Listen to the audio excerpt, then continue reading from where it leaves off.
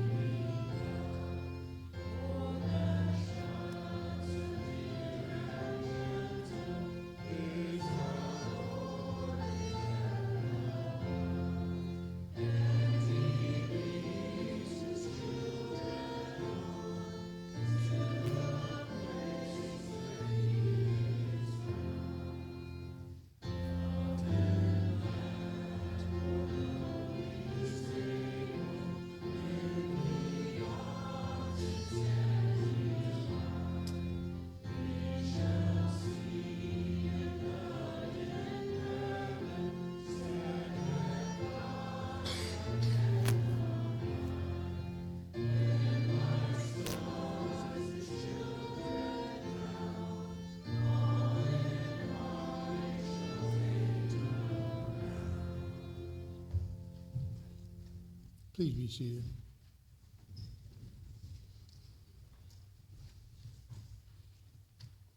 Let's pray. Lord Jesus, we come to celebrate your coming to earth to be the Savior of our sins. Holy Father, we praise you because you have called us to be your children, and you've sent your Son to be our Redeemer and our friend. Holy Spirit, we pray that you would be with us and amongst us in our hearts, that you would fill our pastor today as he preaches, that you would give us rejoicing as we praise Father, Son, and Holy Spirit. We pray this in the name of our Lord and Savior, Jesus Christ, who taught his disciples to pray, saying, Our Father, who art in heaven, hallowed be thy name. Thy kingdom come, thy will be done, on earth as it is in heaven. Give us this day our daily bread, and forgive us our debts as we forgive our debtors. And lead us not into temptation, but deliver us from evil. For thine is the kingdom and the power and the glory forever. Amen.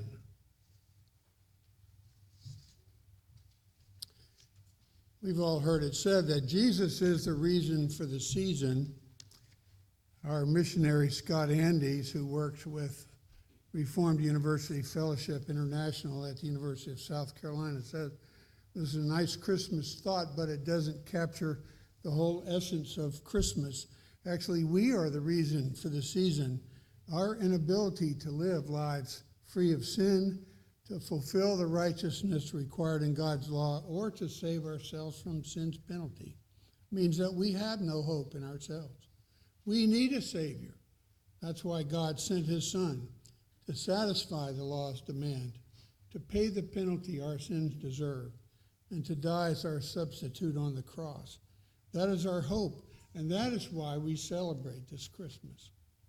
This lessons in carol service is designed to show how our faithful God began his promise to his people following the fall and continues it until the final redemption of his people.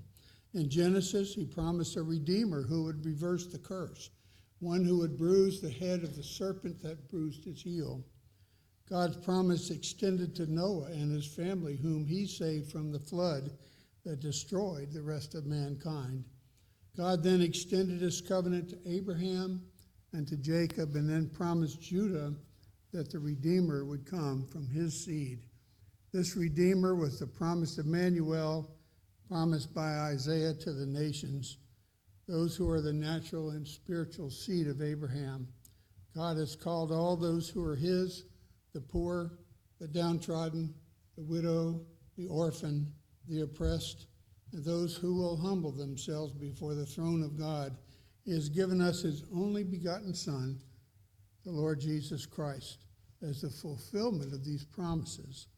Consider how the following passage fits not only the people of God, but how our Savior came into this world and lived his life among men, from 1 Corinthians 1, verses 26 to 30. For consider your calling, brothers, not many of you were wise according to worldly standards. Not many were powerful, not many were of noble birth. But God chose what is foolish in the world to shame the wise. God chose what is weak in the world to shame the strong. God chose what is low and despised in the world, even things that are not, to bring to nothing things that are, so that no human being might boast in the presence of God.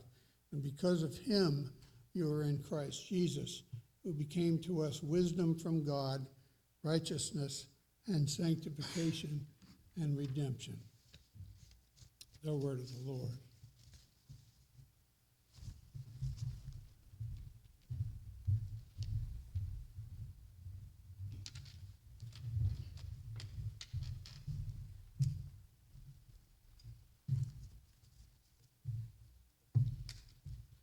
My wife and I will read God's promise to Adam and Eve from Genesis 3:8 through 19.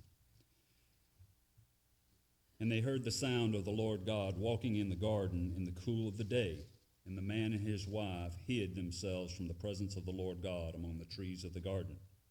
But the Lord God called to the man and said to him, "Where are you?"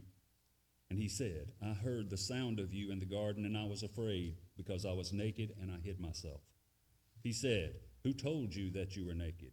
Have you eaten of the tree of which I commanded you not to eat?" The man said, "The woman whom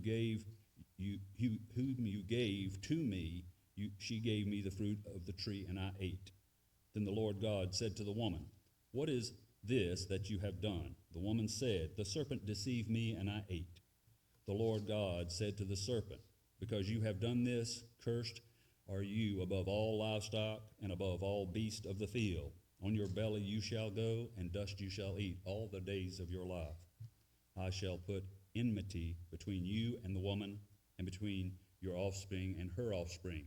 He shall bruise your head, and you shall bruise his heel." To the woman he said, I will surely multiply your pain in childbearing. In pain you shall bring forth children. Your desire shall be for your husband, and he shall rule over you. And to Adam he said, because you have listened to the voice of your wife, and have eaten of the tree of which I commanded you, you shall not eat of it. Cursed is the ground because of you. In pain you shall eat of it all the days of your life. Thorns and thistles it shall bring forth for you, and you shall eat the plants of the field. By the sweat of your face you shall eat bread till you return to the ground. For out of it you are taken, for you are dust, and to dust you shall return. Let's all stand for the carol. There is a Redeemer in blue notebook, page 2.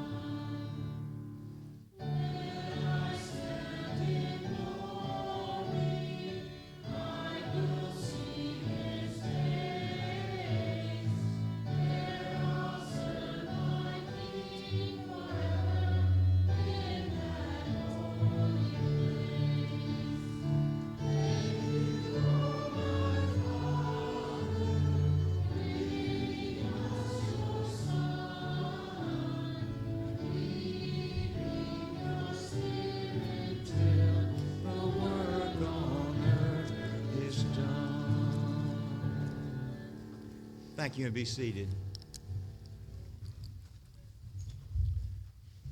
Our second reading comes from Genesis 17, 1 through 8.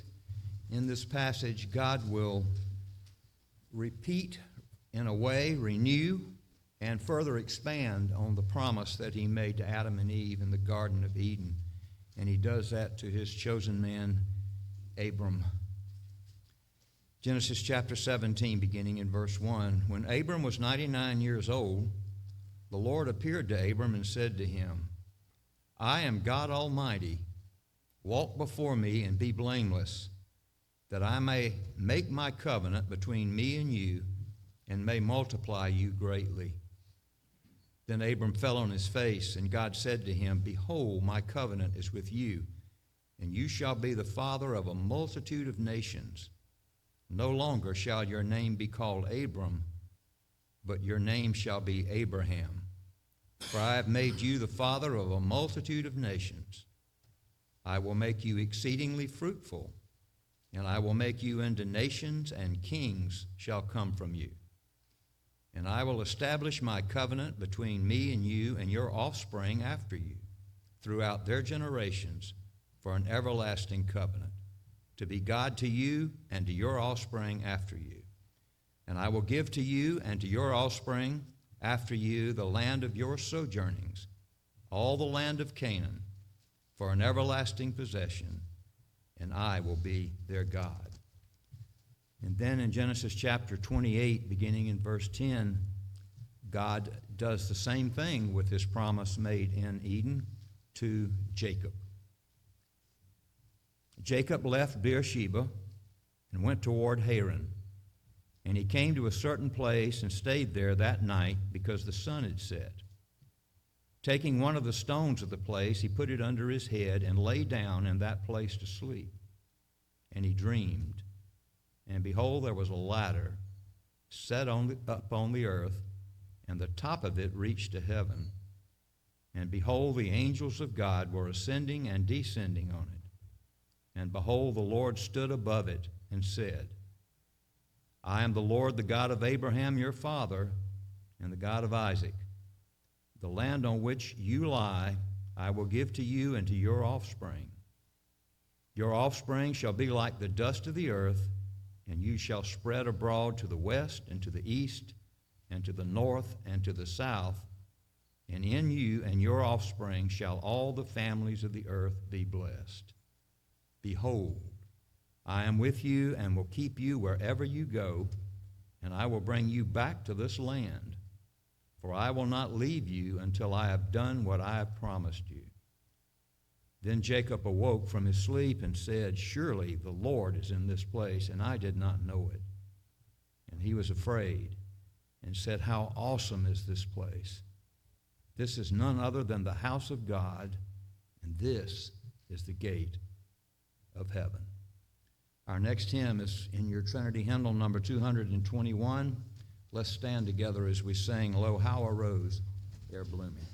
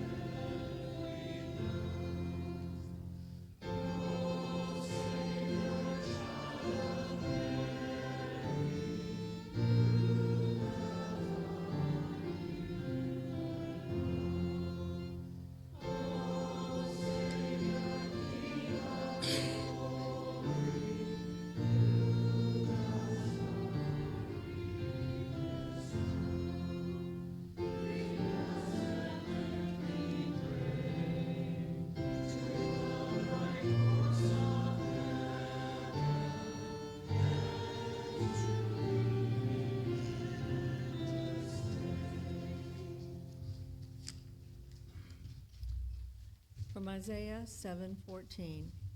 Therefore the Lord himself will give you a sign. Behold, the virgin will conceive and bear a son, and shall call his name Emmanuel. And then from Isaiah 9:1-7. But there will be no gloom for her who was in anguish. In the former time he brought into contempt the land of Zebulun and the land of Naphtali. But in the latter time he has made glorious the way of the sea, the land beyond the Jordan, Galilee of the nations. The people who walked in darkness have seen a great light. Those who dwell in a land of deep darkness, on them has light shone. You have multiplied the nation. You have increased its joy. They rejoice before you as with the joy at the harvest, as they are glad when they divide the spoil. For the yoke of his burden and the staff for his shoulder, the rod of his oppressor, you have broken as on the day of Midian. For every boot of the tramping warrior in battle tumult, and every garment rolled in blood will be burned as fuel for the fire. For to us a child is born, to us a son is given, and the government shall be upon his shoulder, and his name shall be called Wonderful Counselor, Mighty God, Everlasting Father, Prince of Peace. Of the increase of his government and of peace there will be no end, on the throne of David and over his kingdom, to establish it and to uphold it with justice and with righteousness. From this time forth and forevermore, the zeal of the Lord of hosts will do this.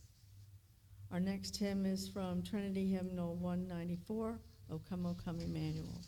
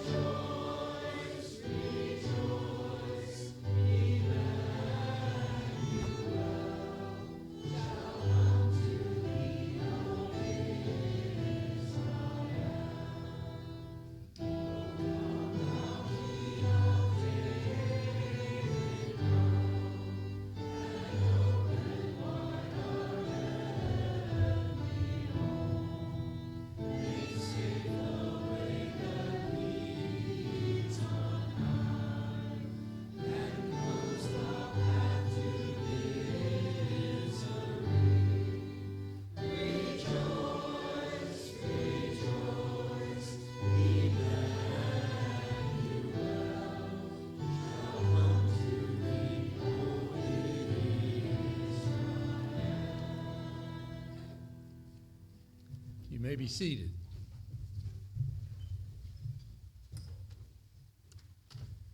Please pray with me. Almighty God, our Heavenly Father, you have shown your power in creation. You have shown us your justice in when our first parents sinned. You cast them out of your presence, which is holy. Lord, you've shown us your loving kindness and tender mercies to all your people in all generations, from the patriarchs to the time of Moses, when you demonstrated both your power and mercy in bringing your people out of slavery in Egypt, and to Mount Sinai, where you gave them a law, a reminder of the way to you, pointing towards the perfect sacrifice.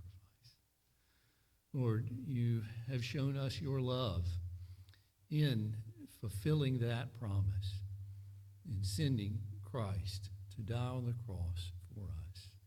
This day, Lord, we praise you for your goodness, for that great gift, which is Emmanuel, God with us, Messiah incarnate, living among us, healing and teaching and showing us what your love truly means. Lord, you, through the prophets, pointed toward that day, and you showed your faithfulness in fulfilling it. But like Isaiah, I am a man of unclean lips, and I come from a people of unclean lips. And yet you loved us so that you would redeem us from our uncleanliness. Lord, we this day confess our many sins, our failings to live up to the law you have given us, this perfect law of love, the many ways in which we transgress against you. Lord, we are sinners without hope, but for Christ Jesus, and we praise you indeed for Jesus, for the way that he opened through his death and resurrection, that we might come before your throne, Lord, and call you Father. We thank you for the assurance we have through the Holy Spirit of your presence with us and your power active in our lives. Lord, we thank you for your church in this world, and we lift up this day its ministers, its officers, its missionaries, as they serve you in their several callings. We pray for their safety and protection, your blessing, not only on their lives, but, Lord, especially on their ministry. For we know that this broken, fallen world can only be healed by your power and your gospel. And we pray for those who share it, their families. Lord, we lift up your church in this place. We pray that we might be strengthened today by your Holy Spirit to share the good news with those around us, to love our neighbors as you have loved us. Heavenly Father, we pray also for our fellow believers around this world, especially those who are not free to gather as we are and to celebrate your goodness to us in such a public way. Lord, we lift up the church that is persecuted. We pray for your Spirit to be with those, take away their fear, strengthen, encourage, and bless them, and through them bless those around them. Grow your church in this world, we ask, O Lord. For you have promised and have been faithful in the past, and you have promised again that Christ would return. Lord, this day, as we celebrate his first coming, we pray also that you would hasten his second return. Bring, Lord, your word to fulfillment. Show us your glory, even as you have shown it to our fathers. Cause us to be a blessing, even as you bless us this day. This we pray in Jesus' name. Amen.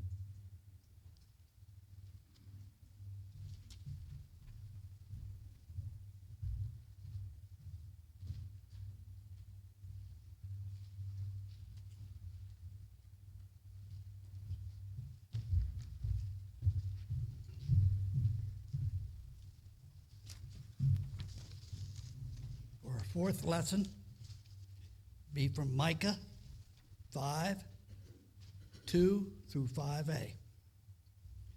But you, O Bethlehem Ephrathah, who are too little to be among the clans of Judah, from you shall come forth for me one who is to be ruler in Israel, whose coming forth is from old, from ancient days. Therefore he shall give them up until the time when she is in labor has given birth. Then the rest of his brothers shall return to the people of Israel. And he shall stand and shepherd his flock in the strength of the Lord, in the majesty of the name of the Lord his God. And they shall dwell secure, for now he shall be great to the ends of the earth, and he shall be their peace. Shall we stand and sing hymn 201, O little town of Bethlehem?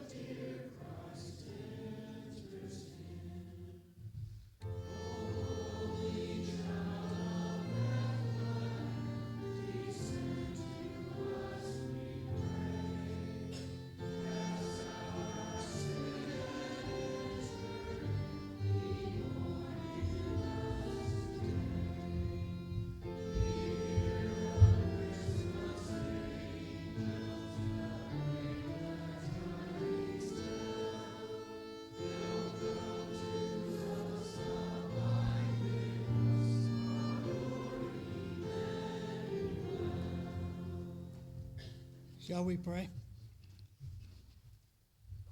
Our Father, who art in heaven, hallowed be thy name. Thy kingdom come, thy will be done, on earth as it is in heaven. Lord, we pray that for this earth. Bring us peace and joy and happiness through your Son, Christ Jesus.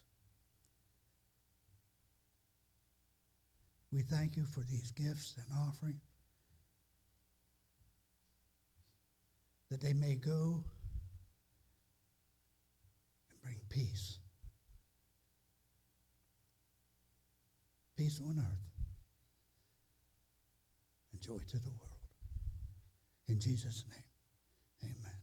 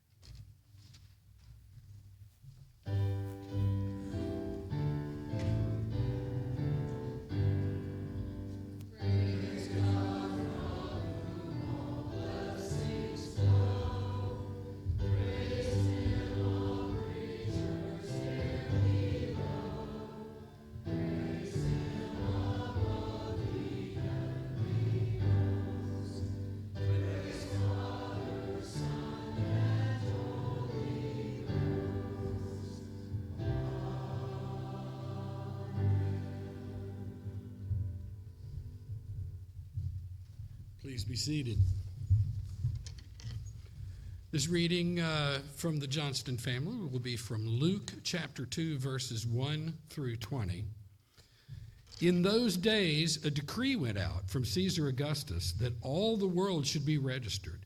This was the first registration when Quirinius was governor of Syria, and all went to be registered, each to his own town. And Joseph also went up from Galilee, from the town of Nazareth to Judea, to the city of David, which is called Bethlehem, because he was of the house and lineage of David, to be registered with Mary, his betrothed, who was with child. And while they were there, the time came for her to give birth. And she gave birth to her firstborn son, and wrapped him in swaddling cloths, and laid him in a manger, because there was no place for them in the inn. And in the same region there were shepherds out in the field, keeping watch over their flock by night. And an angel of the Lord appeared to them, and the glory of the Lord shone around them. And they were filled with great fear. And the angel said to them, Fear not, for behold, I bring you good news of great joy that will be for all the people. For unto you is born this day in the city of David a Savior, who is Christ the Lord. And this will be a sign for you. You will find a baby wrapped in swaddling cloths and lying in a manger. And suddenly there was with the angel a multitude of heavenly hosts, praising God and saying, Glory to God in the highest, and on earth peace among those with whom he is pleased. When the angels went away with them into heaven, the shepherds said to one another, Let us go over to Bethlehem and see this thing that has happened, which the Lord has made known to us.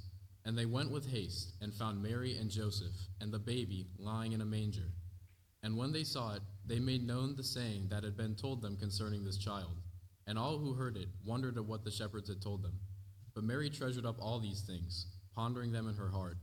And the shepherds returned, glorifying and praising God for all they had heard and seen, as it had been told them. Please turn in your Trinity hymnal to hymn number 224, Go Tell It on the Mountain.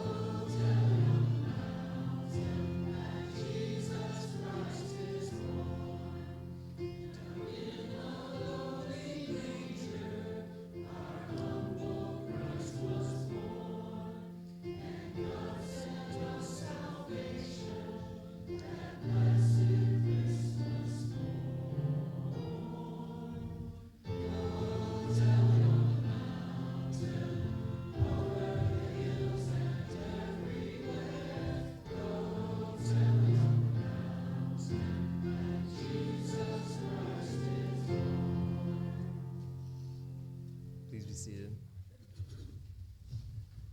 I'll be reading from Matthew 2, 1 through 12. Now after Jesus was born in Bethlehem of Judea in the days of Herod the king, behold, wise men from the east came to Jerusalem, saying, Where is he who was born King of the Jews? For we saw his star when it rose and came to worship him. When Herod the king heard this, he was troubled, and all Jerusalem with him. And assembling all the chief priests and scribes of the people, he inquired of them where Christ was to be born. They told him, In Bethlehem of Judea, for so it is written by the prophet. And you, O Bethlehem, in the land of Judah, are by no means least among the rulers of Judah. For from you shall come a ruler who will shepherd my people Israel. Then Herod summoned the wise men secretly and ascertained from them what time the star had appeared. And he sent them to Bethlehem, saying, Go and search diligently for the child, and when you have found him, bring me word that I too may come and worship him. After listening to the king, they went on their way, and behold, the star that they had seen when it rose went before them until it came to rest over the place where the child was. When they saw the star, they rejoiced exceedingly with great joy. And going into the house, they saw the child with Mary, his mother, and they fell down and worshipped him. Then, opening their treasures, they offered him gifts, gold, frankincense, and myrrh. And being warned in a dream not to return to Herod, they departed to their own country by another way. What's the next song? 226. And I'll be singing from Trinity Hymnal number 226.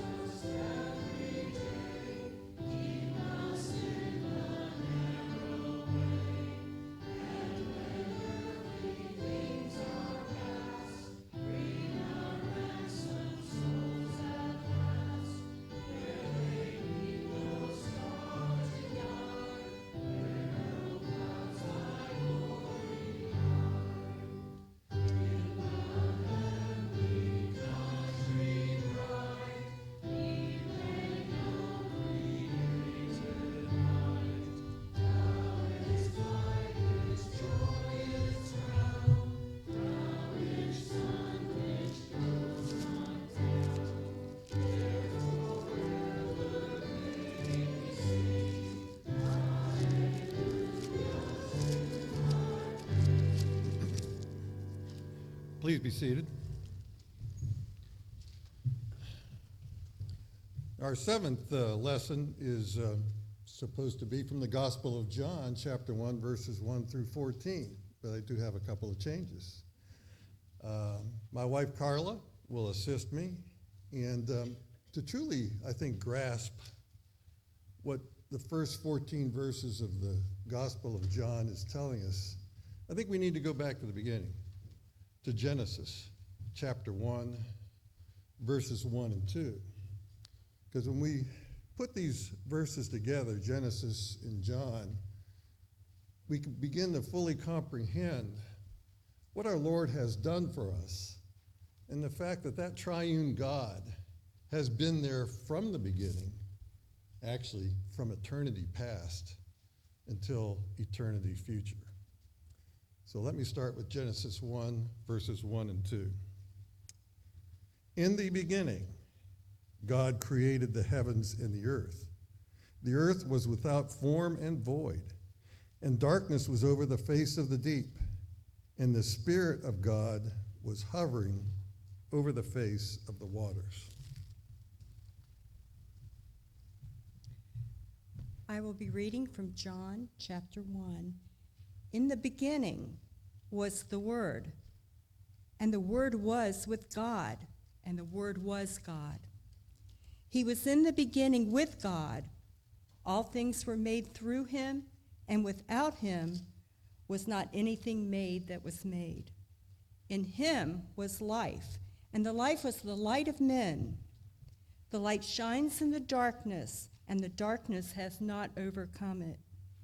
There was a man sent from God whose name was John. He came as a witness to bear witness about the light, that all might believe through him. He was not the light, but came to bear witness about the light.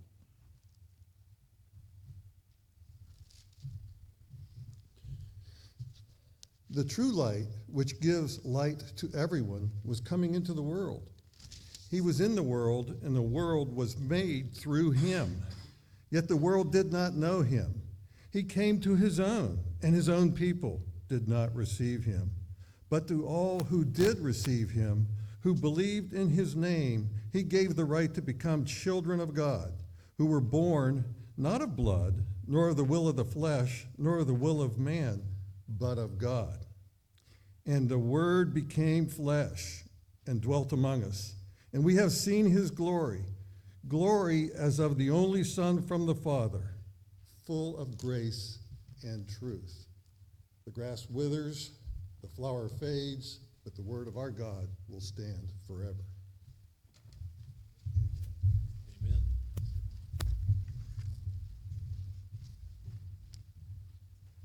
Emmanuel, God with us, the incarnation of the immortal God in space and time as one of us, taking on our flesh, our dust, our human nature. I'm going to focus our attention on one verse we just heard read, John chapter 1, verse 14. Let me read it for you again.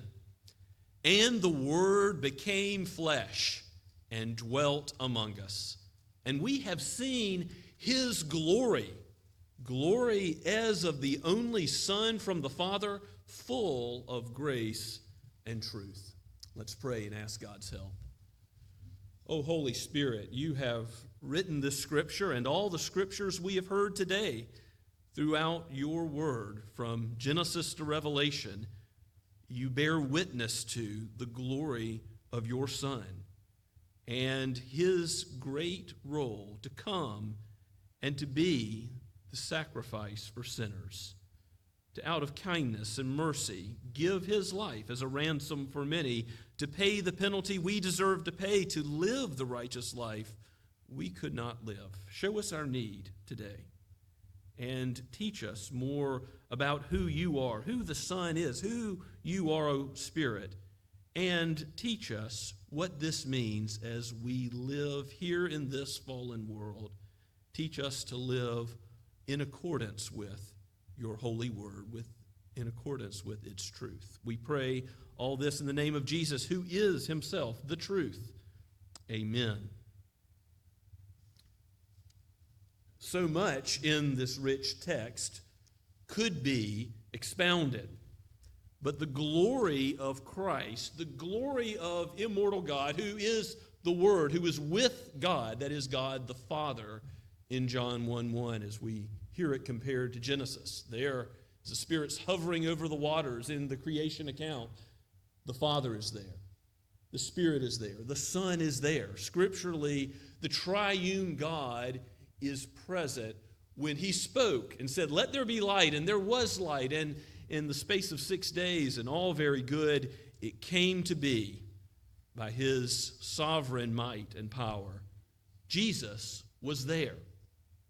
The Word became flesh and dwelt among us. That language that John uses could be translated, the Word became flesh and tabernacled among us. In the tabernacle and in the temple, God gave his presence to Israel in a special way. Of course, he's the Lord of heaven and earth. He made it all. He's present everywhere in it. You can't ascend to the heights of heaven or the depths of Sheol and escape his presence, Psalm 139 tells us.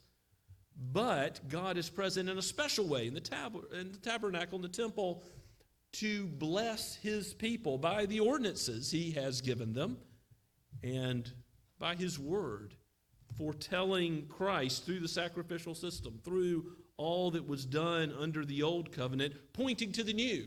Now, we don't look back to the shadows. We look to the reality, to Christ, who has come in the flesh. And it's true, isn't it, that John, we've been studying his epistles. We've studied 1 John. We're in the middle of 2 John. And Lord willing, we'll look at 3 John. Isn't it amazing that John has this concern about who Jesus is in all of his writings? And in the gospel, he wants us to know who Jesus is. The Word became flesh and dwelt among us, and we have seen his glory. He talks in 1 John about having been with Jesus, beheld him with the eyes, touched him with the hands. Here is John relating something of being physically present with Christ on earth. We have seen his glory. And yet, what is he referring to there? Has anyone seen the glory of God in its fullness? We would die if we saw God in his glory, in its fullness. Even with Moses, when he gets a glimpse of God's glory, God hides him in the cleft of the rock and just gives him a glimpse. And, of course, the people of God, when they see the smoke and the thunder on top of Mount Sinai, they say to themselves, have Moses speak with God, but don't let us get close. God's presence is a frightful thing for sinful people. Isaiah says, I am a man of unclean lips, and I dwell amongst a people of unclean lips. Woe is me when he gets that vision of God's awesome glory in his throne room in Isaiah 6. God in his glory is a thing to be feared because we are sinners. We cannot stand before his holy presence. If he should mark iniquities, then none of us could stand indeed. But because of Christ, because of his work that he came to do as the God-man, we are able to know the glory of God in eternity as Christ will make us perfect and have us counted in his righteousness as perfect as he is. Have our sins covered by his atoning blood, and then we will be able to behold his glory, not through a glass darkly as we do now, but then we'll see him face to face, the Apostle Paul says. But Jesus is the very image of God. The scriptures state this in many ways. In Colossians chapter 1, it says he is the very image of the invisible God, and that he is at work reconciling all things to himself, things in heaven and things on earth.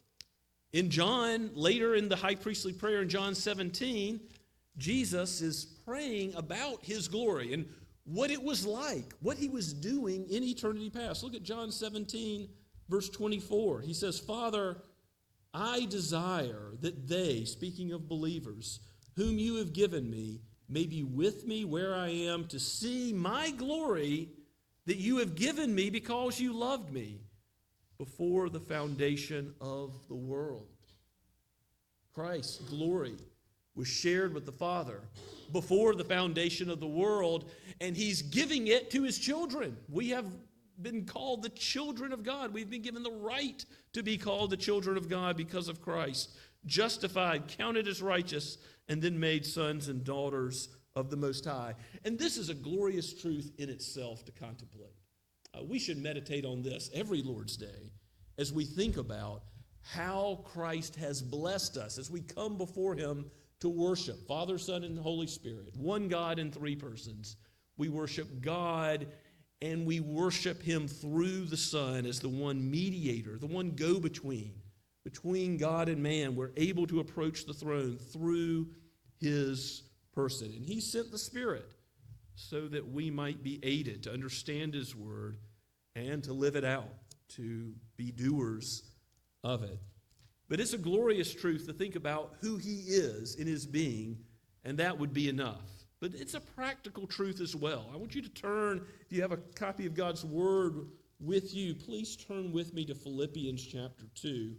In Philippians 2, the Apostle Paul is writing to the church in Philippi and seeking to address some issues that are going on in this healthy church where there are believers, and he points them to this truth about who Christ is as the one who came enfleshed and tabernacled among us, the presence of God with us, Emmanuel. Paul shows just how practical this truth is for living out human relationships. I'll start at verse 1 of Philippians 2. So if there is any encouragement in Christ, any comfort and love, any participation in the Spirit, any affection and sympathy, complete my joy by being of the same mind, having the same love, being in full accord and of one mind. Do nothing from selfish ambition or conceit, but in humility count others as more significant than yourselves. Let each of you look not only to his own interests, but also to the interests of others. Have this mind amongst yourselves, which is in Christ Jesus, who, although he was in the form of God, did not count equality with God a thing to be grasped, but emptied himself by taking the form of a servant, being born in the likeness of men, being found in human form. He humbled himself by becoming obedient to the point of death, even death on a cross. You see, we think of Christ being placed in a manger, a cattle feed stall, and that's humiliation. That is a lowly position. Being born of poor earthly parents, that's humiliation. And all these things are true. Going to his death, that's quite a humiliation, to be under the power of death for 3 days, to be buried and bearing the wrath that was due our sin. Humiliation indeed. But where it all begins is that he gave up the joy he knew with the Father, Son, and Spirit together in eternity past, that communion they knew so perfectly. Christ didn't say, I'm not going to solve humanity's problem. I'm not going to be the sacrifice they need. He could have just said, it's done. You sinned, you deserve death, you get death.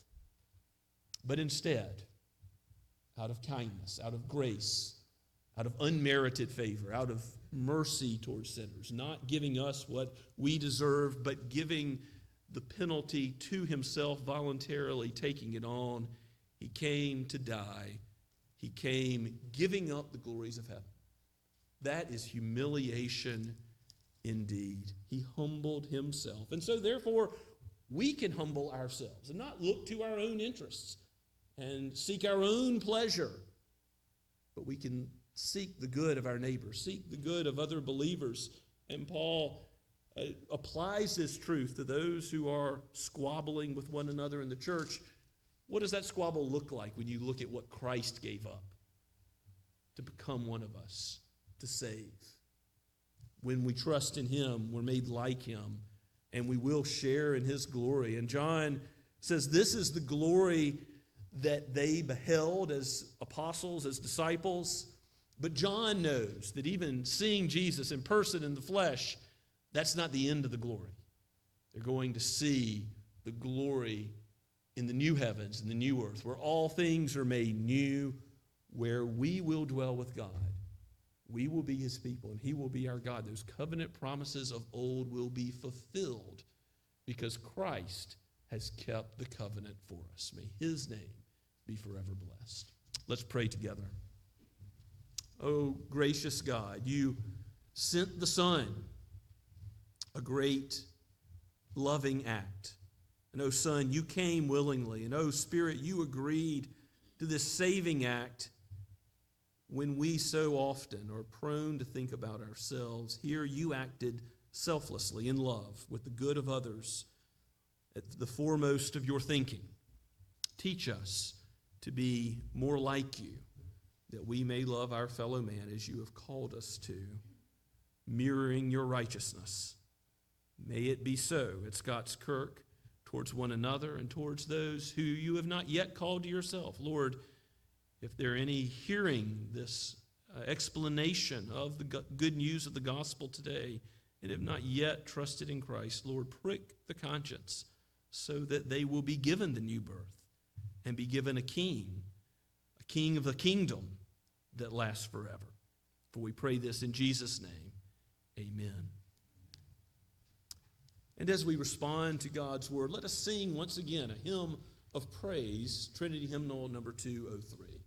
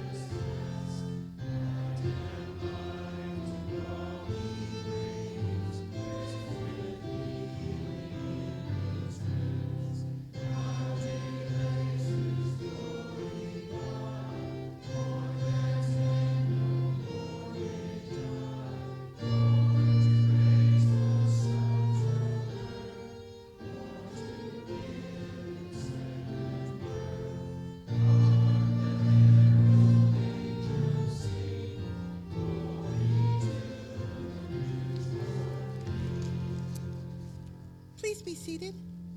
I will be reading the last lesson from Revelations 21, 1 through 4. Then I saw a new heaven and a new earth, for the first heaven and the first earth had passed away, and the sea was no more. And I saw the holy city, New Jerusalem, coming down out of heaven from God, prepared as a bride adorned for her husband. And I heard a loud voice from the throne saying, Behold, the dwelling place of God is with man, and he will dwell with them, and they will be his people, and God himself will be with them as their God. He will wipe away every tear from their eyes, and death shall be no more. Neither shall there be mourning, nor crying, nor pain any more, for the former things have passed away. And then from Revelation 22, 6 through 7, And he said to me, These words are trustworthy and true, and the Lord, the God of the spirits of the prophets, has sent his angel to show his servants what must take place soon. And behold, I am coming soon. Blessed is the one who keeps these words of the prophecy of this book. If you'll please stand with me and sing, O Come All Ye Faithful, from Trinity Hymnal 208. Thank you.